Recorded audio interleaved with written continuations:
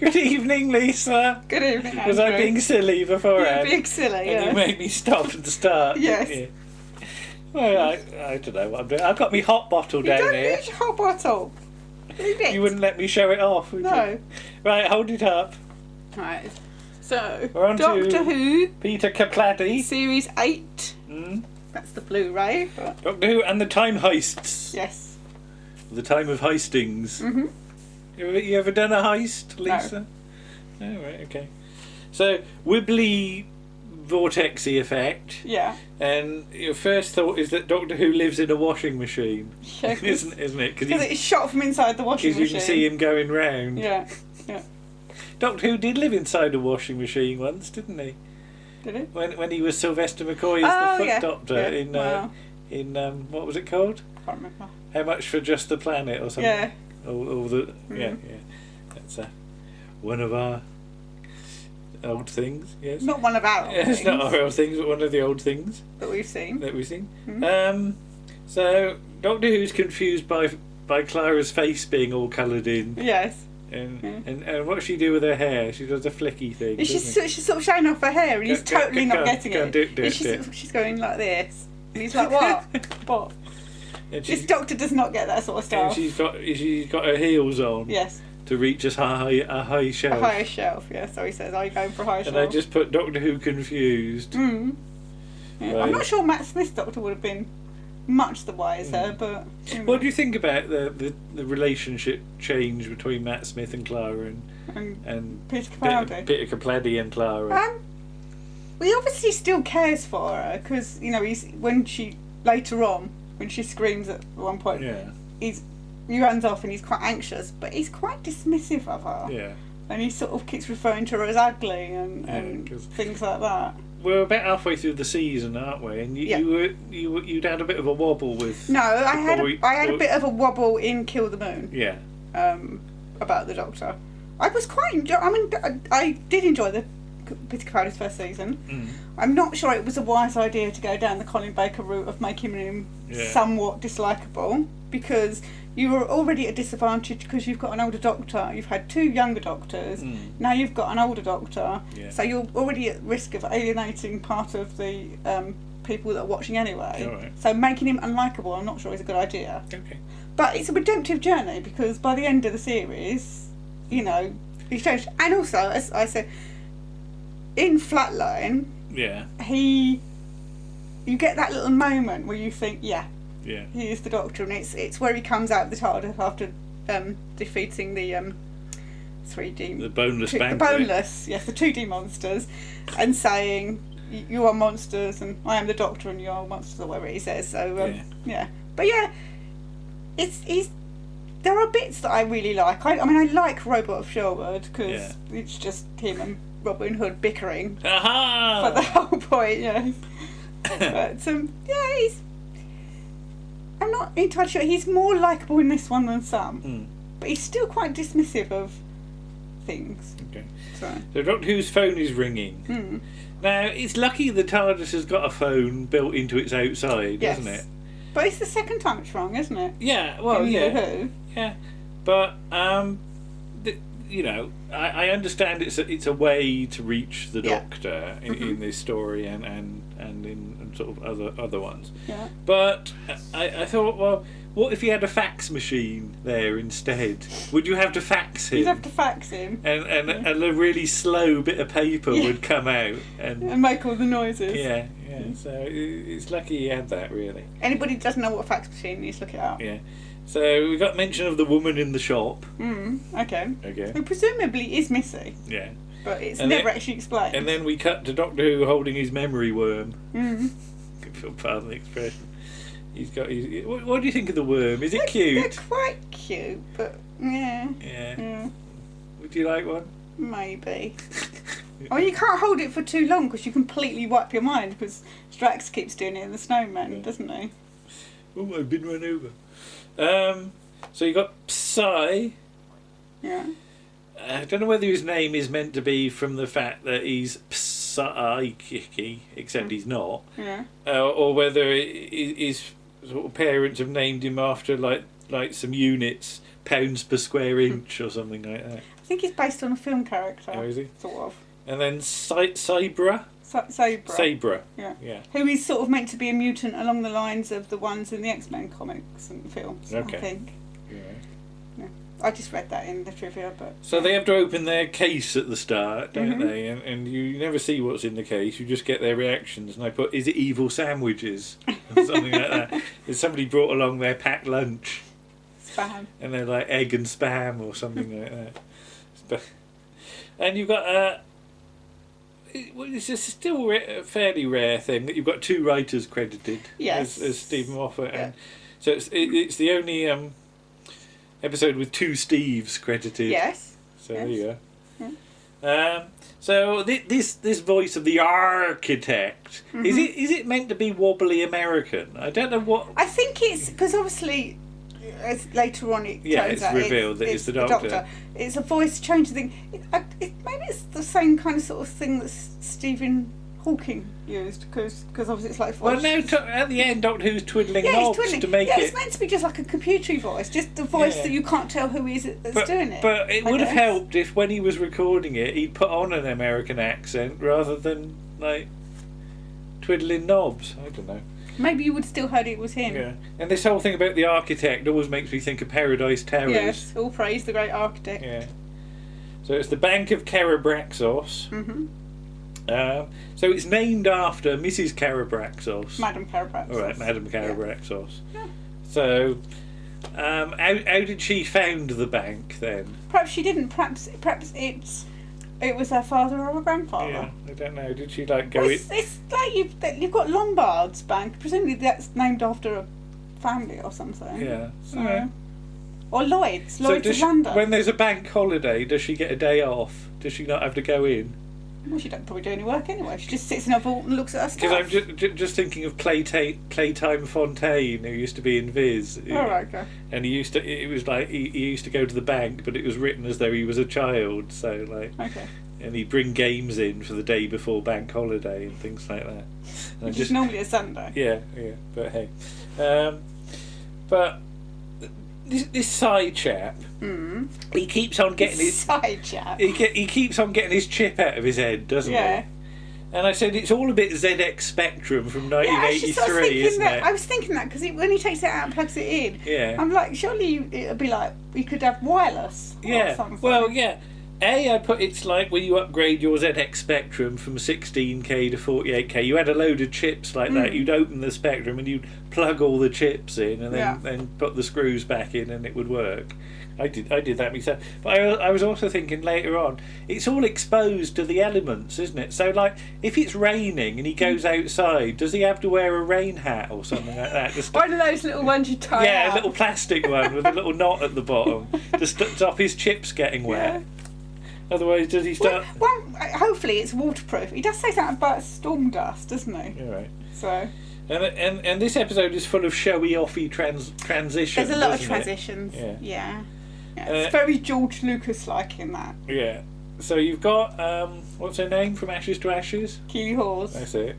And again, I've not really seen her in much apart from that. So. She was... Since then, she played Mrs. Durrell in the Durrells. Oh, right, of course. So. And I like the fact that Mrs. Durrells. Doctor Who is tired by running. Yes.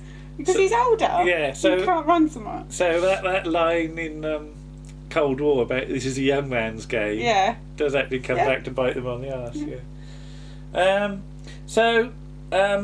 Sabra, when she turns into other things... Yes. She gets different heights, doesn't she? So when she when she touches Clara, she turns into Clara. Yes. So if she touches like sort of Kenny Baker or like Warwick Davies, she'd get all small, wouldn't she? Yeah, presumably. Yeah. So where does all the energy go? I don't know. It's best not to think about things like that. Yeah, well, I do worry because does she get really, really hot? Possibly. Because like in the Demons, when the demon gets all small. It gets all hot. Yeah. So. Yeah. And she's got a hologram shell for her clothes, so that at least answers one of my questions. So, got the feel. Oh yes, so you get the bit where they're walking into in slow motion into the bank. And I said, it's got the feel of that show you used to watch where they did all the hustles. What was it called? Hustle. Yeah, that. Actually, this episode is quite like Hustle. It is, isn't it? Because you always... Because you never really watched it. I might make silly jokes, but I'm trying to make points. You never really watched it, but you'd always get to like, I don't know, about 40 minutes in, you're like, say something's going to go wrong now. And then they have to solve the problem. Yeah. And it's a bit like that, because you get that kind of things that go wrong and having to solve it. Yeah, it's very reminiscent of Hustle. Because Richard Wagner used to be in that, didn't he? Richard Wagner, no, Robert Vaughan. Robert Wagner. Robert Vaughan. Right. Richard Wagner's correct. And it's a great shame that there is no character in this called Robin Banks. Is there? Yeah. We've got Robin Bland, so why not Robin Banks? So I quite like the design of the teller, with his eyes on stalks. Yes. Because what he could do, he could hide round a corner and then stick his eye round, and he could see you coming. Yeah. So, this story. Imagine having like an eye on the end of your finger. You could put it all sorts of places where you wouldn't normally be able to see, and it would be useful. Don't look at me like that. No, that's not going up there or anywhere else. This story does remind me a bit of Hyde in some ways. Hyde? Why Hyde? Because aren't there two aliens in Hyde that they have to get back kissy together? kissy. Yeah. All right, yeah. So it's quite reminiscent in some ways of Hyde, apart from the setting. So the poor bloke gets scanned for criminal intent, and his head collapses, doesn't it? Which is a very impressive effect. Oh yeah, it's well done. I mean, basically, it's just putting like a green skull cap on him, I suppose, isn't it? But okay, so he's lost his brain; it's turned into soup. But on the other hand, that dent in your head is quite useful to put things in. So, like, if you were one of those people that kept on losing your slippers or something like that, put them on your you head? could put your slippers on your head, so you'd always have them with you. So what? Okay. What sort of slippers would he wear? I don't know. Fluffy ones. Yes. I don't know. Pink fluffy ones. So your account and mind are being deleted, and the next of kin are being incarcerated. Yes. So that's a very weird justice system, and you get the feeling this bank's got an awful lot of power. Yes. Yes, just a bit. So you say people say about Oxygen's a bit sort of cynical about sort of capitalism, but this story does it a bit as well, but less obviously perhaps. Yes. So you've got the breath detector. So that to get into things, you huff on it, and it does it sort of double up as a breathalyzer as well. If you huff on it and you've had too many gins, then it won't let you in case you're because isn't there's a car system where you can blow in it. Probably, and if you've got too many units, it won't start the car up or something. Yeah. So you've got the going through the floor bomb. Yes. Which is leaves a bit of a ragged hole. I don't know quite. Maybe it should have been more precise. But then you get into the underground bit, which I said is a bit like the Crystal Maze Industrial Zone, isn't it? It is. Yeah. You expect Richard O'Brien to come running through with some playing his harmonica with a team or something, or Edgar Rice Burroughs. Who is it? Edgar Tudor Pole. Ed Tudor Pole, yeah. I did think that Edward, not Edgar. Edward. Yeah. Ed. Yeah. Just say Ed. Yeah. Well, he's named after one of those kings, like the old kings used to be. Yeah, carry on. Come on. And I said, does Psy need a rain hat? Probably. There's not much in all these corridors, but I did notice a low loader trolley left right in the distance with some boxes on, one of those low ones that you pull. So somebody has pushed it there, then got fed up and gone for the tea break and forgotten about it. Yeah. Some very old school ventilation shaft escape sequences. Yeah. I haven't had that since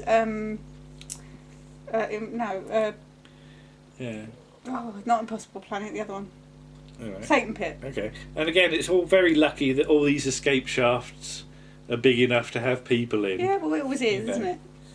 What if Sabre had disguised herself as Cyril Smith or something like that? She might have got bunged up in the hole. Well, she could transform herself back. I suppose so, yeah. But this whole thing about keep your mind blank, and I can guarantee my mind is never blank. No. There's always something rattling around in there, even if it's like the theme tune to Grandad or something. So yeah, keep your mind blank. Who's that walking down the street? Bandy legs and decaying feet. It's not decaying, carry on. Okay. So Doctor Who is a good man, she says. Yes. Which is one of the things It's the theme for this series. It's the theme. Am I a good man? And I said, all these bits of corridor have all got different lighting. Yeah. You notice there's a yellow one and a red one and a blue one. And I said, it's all very atmospheric, but why? What is the point of it? You know, do they have, when they have to change the light in a certain corridor, have they got a big box of light bulbs of all different colours? No, go for it. No. And they have to screw in the right one? No. Yeah. No. You know, oh, there. Yeah, exactly. You know, what if they run out of the wrong sort of light bulb and they have to put a red one in a blue corridor or something like that? So, keep your mind blank, Clara. She thinks in her head of Doctor Who telling her to keep her mind blank. So she's not keeping her mind blank. No. She's thinking of Doctor Who telling her to keep her mind blank. Tisk. Psy. So, just call him Psy. Psy. The P is silent. He's got a silent P, A has silent P. I could do a joke over that. Yeah, you could, but you won't. Yeah. Marilyn Monroe didn't have a silent P. There's a story about her. Okay. You're confused now. I am confused. Well, she was worried about being heard, oh, so she I left remember, the tap running. Yes. Peas like a horse. That's right. Yeah. So you get these sort of very quick flashes of bad criminals, don't you? Yes. So there's an ice warrior. I wonder what he did. Did he steal some snow or something? We should say as well, but by this point, Sabre has used what they think is like a sort of gun to the injector thing. Yes. Yeah. So right, okay. You missed that out. All right. Well, yeah. So there's an ice warrior. The Sensorite that I can only refer to as the Bad Sensorite. The Bad Sensorite. Because presumably, all Sensorites don't have names. They're just like the city administrator. Of titles. And the first elder and what have you. So is this the Bad Sensorite? His job is to go and be bad. Nick vegetables off the market or something, like nick some river fruit off of Al's areas. And then I put Abslom Daak, or however many A's it's got in. And did you ever encounter Abslom Daak in real life? Not in real life. Because there was a bloke that used to dress up as him that used to go to events. No, I did have. I'm sure I saw him in a queue once. The flexi disc that you got with DWM. Demonstrate our flexi disc. It's like a record, but it was floppy. Floppy record. But you must have got the flexi disc. I probably did, but I didn't have no record player to play on. Did you okay. play it? Yeah. Oh, what was it? It was the Doctor Who thing. Was it banging tunes? And Abslom Daak, Dalek Killer. Yeah. That's all I can remember. I am a Dalek killer. No, all day I kill Daleks. It wasn't like that. Oh, no. Just like Chaz and Dave or something. Yeah. Martha is now looking at you strangely. But do you remember when Abslom Daak was sort of a bit of a thing, wasn't he? It was sort of late 80s and early 90s, wasn't it? He was everywhere. Yeah. Like Martha's come down. He was doing everything for DWM and like presenting songs of praise and everything. Martha, what are you doing? Come on. She's getting off. So this whole thing about the bank being susceptible to the solar storm today... That's a bit rubbish, isn't it? It's a bit rubbish, because you'd have thought that... They'd have systems for that. They would have had systems for it, and if they had realised there was nothing they could do, because it doesn't just come out of nowhere... No. You know, the life cycle of a star gives you some warning. So you'd have thought they'd have moved it up the road a bit. Yeah. They'd have moved to the next planet or something like that. So yeah, they are a bit lax. Then we're into the vault, which is a bit like in the Sunmakers, except bigger. Yeah. Because the collector's got his special vault, hasn't he? And I said, all these drawers. I said it's meant to be like your most important things. Yeah, it's like sort of yeah. So I thought, what's in some of these drawers? Ice Warriors episode 2, Ice Warriors episode 3. And it's lucky that it's all things that fit in the drawers that are that size, isn't it? Well, maybe they're but transcendental or something. yeah, but like, what if your most important thing in the world was a 9-foot Christmas tree like Margot Ledbetter? Where would you? Perhaps they've got bigger vaults further along. Yeah, for Christmas trees and things like that. Christmas trees. Yeah, Margot wants it 9 foot or not at all, doesn't she? So the teller is said to be the last of its kind, and it's got a special contract or something. Yeah. And I said, have they planned for what happens for when it retires? It doesn't get to retire. Yeah, well, presumably it will get to a point where it can't do its functions. Well, then they'll come up with something else, I suppose. I don't know. Nobody ever thinks that far ahead. Yeah. Oh yeah, lucky that Psy found a. I nearly put fruit, but found a suit that fits. Yeah. Because he's nicked the suit off of another guard. Yes. And again, it's quite nicely fitted, isn't it? It's not all baggy. No. He hasn't got a baggy bottom. Well, he's not huge or tiny. So is he just normal size? Just normal size. Size average. Meow, said Martha. So what's the matter? And Doctor Who is confused that they're not dead, they're alive. I like that. He keeps on saying, you're alive. Yes. And this thing about gene suppressant. Yes. It does sound like he's a country and western singer, doesn't it? You know, and now we got a tune from Gene Suppressant. Yeehaw! Okay. Don't yeehaw. Don't do that. Oh yeah, so in the vault, I just put assorted knickknacks. The private vault. The private vault. You should specify that because it's a different vault. So there's all assorted knickknacks. Yeah. And it's a right old mishmash of things, isn't it? And actually, this is one of my favourite scenes. All right, okay. Because you get a little bit more insight to the Doctor. You get a tiny bit of Malcolm Tucker in there. It's weird, when he does the shuttity uppity up thing, he's very Malcolm Tucker. And I do like the bit about, I was aiming for mysterious, I think I ended up with magician. Yeah. So Doctor Who bangs a gong. Yes. Gong. And he writes down his telephone number, though we never get to see it. No. Well, you might dial it like they did when David Tennant. I was going to say, David Tennant was quite happy to show his phone number, wasn't he? Yeah, because in the Stolen Earth, and you'd ring it up and say, "What did you get? A message?" Saying, no, it wasn't a real number. All right, I don't think. Work, yeah. No, because loads of people tried phoning it. Because the unit hotline, when you rang that up, you got a message from Nick Courtney telling you that this repeats would continue on BBC Two or something in 1993. Yeah, unite with unit, ring this number. Okay. So So, she's got all her knickknacks, but as the Doctor says, she's only brought one tiny suitcase to pack. She can't take much. So she really didn't think that through, did she? You know? But then she'd be there forever packing it all up, wouldn't she? She could have used that low loader trolley, you know, get a workman, a burly workman in to shuttle some stuff back and forth. I think I came up with magician. You get all the the stuff with Doctor Who working it out and meeting the teller, which is all very, very nice. Nice that they've got matching costumes, isn't it? They both got the same orange suit. Yeah, it's almost like a prison suit, isn't it? Yeah. I did wonder that a bit. Yeah, whether that orange is a bit of a theme there. Yeah. So everything sort of comes together in the end. And off we go to an alien field where they go for a wander. Yeah, hand in hand almost. And I said, are they nudist aliens? They're not nudist aliens, they just don't wear clothes. Well, that's what a nudist is. Well, but why would they wear clothes? So they've ripped off their orange taken off their orange uniform. Are they giving it to Doctor Who? No, perhaps they've left it at the Bank of Parabaxos. In a bin. Yeah. Okay, on the floor. And so we get a couple of TARDIS scenes. That stuff about the Leaning Tower of Pisa.